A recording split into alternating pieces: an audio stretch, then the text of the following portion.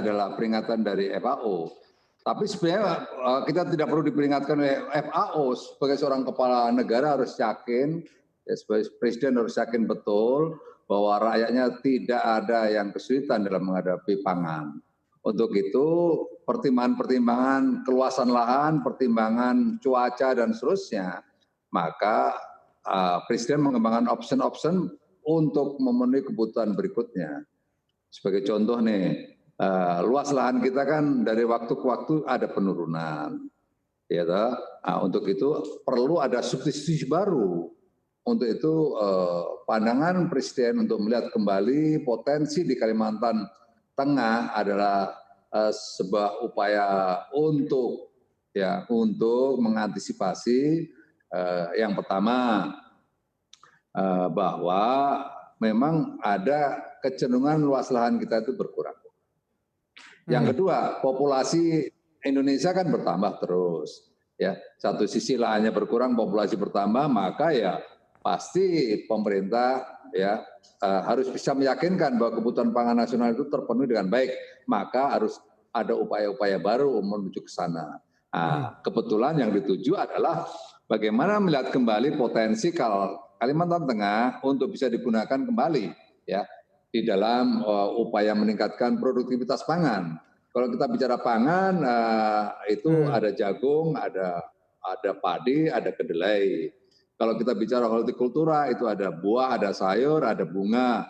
Kalau kita bicara tanaman yang lebih berikutnya, seperti ada sawit dan seterusnya. Nah, kebetulan potensi yang digunakan untuk kedepannya itu adalah potensi padi dan jagung di Kalimantan Tengah.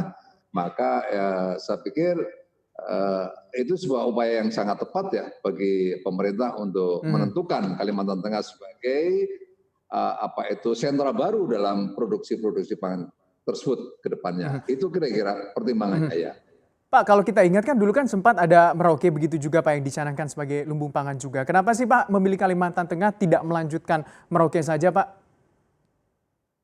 Pasti ada pertimbangan-pertimbangan ya, seperti bertani atau bercocok tanam itu banyak pertimbangannya ya. Kesuburan lahan itu paling utama. Berikutnya faktor cuaca itu pertimbangan yang kedua. Yang ketiga faktor hama. Yang keempat baru berbicara keekonomian ya, gitu. Tapi kalau berbicara kita melihat di Merauke itu memang lahannya sangat luas ya. Lahannya sangat luas, tetapi ada unsur-unsur hara yang tidak terpenuhi untuk kebutuhan makanan bagi pertanian. Ya, ada unsur fero yang dominan, ada zat besi yang dominan.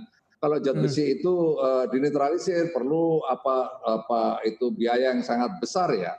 Maka nanti menjadi tidak ekonomis gitu. Bisa, tetapi berupaya keras ke sana. Nah, sebelum ke sana kan cari alternatif yang lain. Kebetulan yang di Kalteng itu ada dua sektor ya.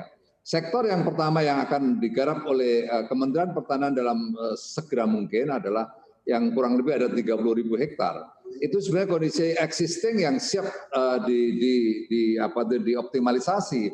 Hanya persoalannya adalah persoalan irigasi dan saat ini sedang dikerjakan oleh Kementerian PUPR. Ya, untuk mengatur irigasi. Yang primernya sudah oke, tapi sekunder dan tersiernya ini sedang dikerjakan sekarang. Berikutnya ada jalan produksinya. Setelah itu semuanya selesai, Menteri Pertanian akan masuk menyiapkan lahan siap panen. Setelah itu baru lapis ketiganya adalah bagaimana yang siap untuk budidayanya. Itu tahapan itu saat ini sudah disiapkan.